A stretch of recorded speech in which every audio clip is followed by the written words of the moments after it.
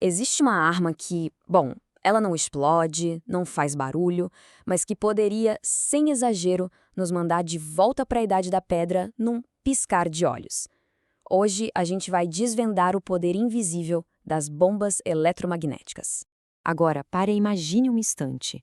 Um silêncio absoluto. Mas não aquele silêncio de paz, sabe? Um silêncio de caos. Sem luz, sem internet, sem nenhum contato com o mundo. Essa é a promessa bem assustadora de uma bomba eletromagnética. Ela mira justamente no coração da nossa sociedade, a nossa dependência total da eletrônica. Para a gente entender essa ameaça, primeiro a gente precisa mergulhar um pouco na ciência por trás dela. O que é, exatamente, essa tal de arma silenciosa aí? Como é que ela funciona? O coração dessa arma é o que os cientistas chamam de pulso eletromagnético, ou a sigla PEM. Tenta imaginar um raio, só que em vez de atingir um único ponto, ele se espalha por quilômetros. E o objetivo dele é um só: sobrecarregar e simplesmente destruir qualquer circuito eletrônico que encontrar pelo caminho. E o efeito dominó disso seria, nossa, devastador. Não é só sobre ficar sem internet. A rede elétrica inteira cairia. Com ela, o sistema de comunicação, os bancos, tudo paralisado. Sem energia, o transporte para. Os hospitais ficam às escuras, a distribuição de água e comida é interrompida. É um colapso total do sistema. Tá soando como ficção científica? Pois é. Mas a verdade é que a tecnologia para criar uma arma dessas já existe e tá aí. Vamos entender agora como ela é forjada. Basicamente, existem dois jeitos de causar esse apagão. O primeiro é o cenário mais apocalíptico, um PEM nuclear, que é um efeito colateral de uma explosão atômica lá no alto, no espaço, que poderia paralisar um continente inteiro.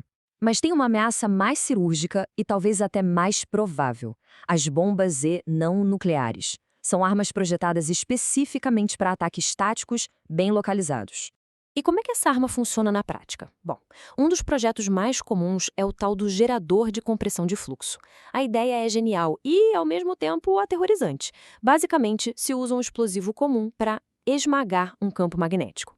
Essa compressão, que é súbita e muito violenta, libera toda a energia que estava acumulada de uma só vez, num pulso de micro-ondas de altíssima potência. E aqui está o ponto-chave: a versatilidade. Como elas não precisam de uma carga nuclear, essas armas podem ser bem compactas. Elas podem ser disparadas de mísseis, de drones ou até de projéteis de artilharia. Isso torna a ameaça muito mais difícil de prever e, claro, de se defender. A tecnologia evoluiu a um ponto que é, assim, impressionante. O sistema americano CHAMP, por exemplo, é a definição de um ataque cirúrgico. Ele não explode. Ele sobrevoa um alvo, tipo um prédio, e dispara feixes de micro-ondas superdirecionados, desativando todos os eletrônicos lá dentro sem causar um único dano na estrutura. É uma arma invisível e de uma precisão absurda.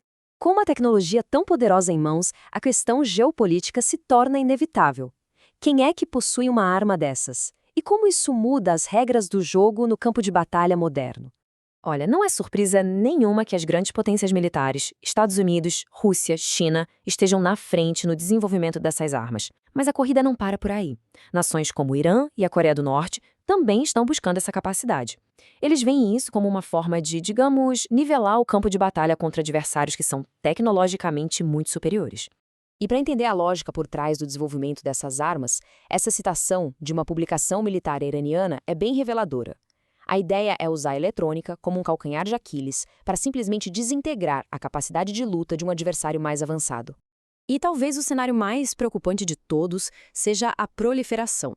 Conforme a tecnologia para criar esses dispositivos não nucleares fica mais acessível, o risco de que ela caia nas mãos erradas, de atores não estatais como grupos terroristas, se torna cada vez mais real.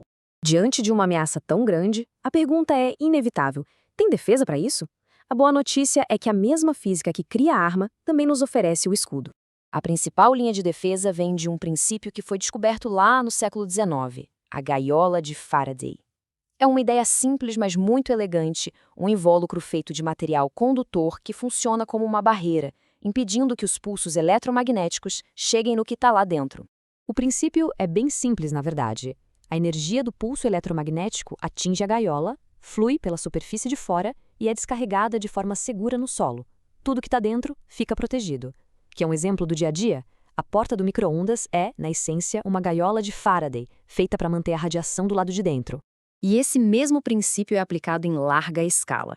Um prédio comum de concreto armado já oferece um nível básico de proteção, como dá para ver na tabela. Mas para instalações críticas como centros de dados ou bases militares, aí são construídas verdadeiras fortalezas eletromagnéticas. Essa atenuação, medida em decibéis, ou dB, é basicamente o quanto a blindagem consegue reduzir a força do pulso. Quanto maior o número, mais forte é o escudo. A gente vai de uma proteção básica até instalações de altíssimo desempenho, que são praticamente impenetráveis. Mas a defesa não para na blindagem, não.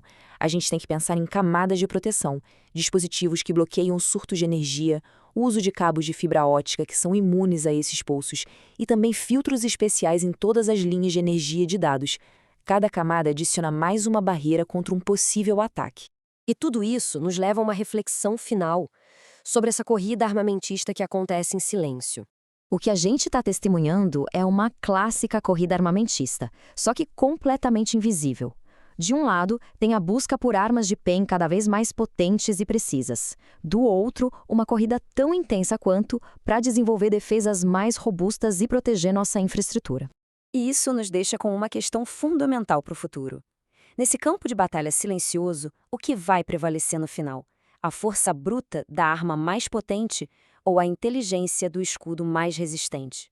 A resposta para essa pergunta pode muito bem definir o futuro da nossa sociedade tão conectada.